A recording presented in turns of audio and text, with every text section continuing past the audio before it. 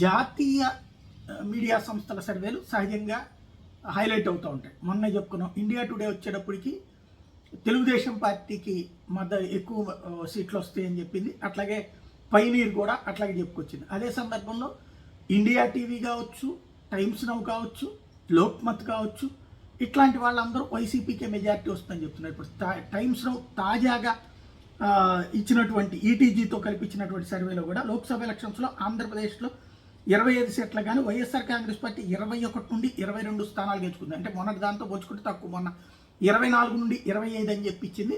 అప్పుడే వీళ్ళు అమ్ముడు పోయింది అది ఇదని మాట్లాడుకొచ్చారు.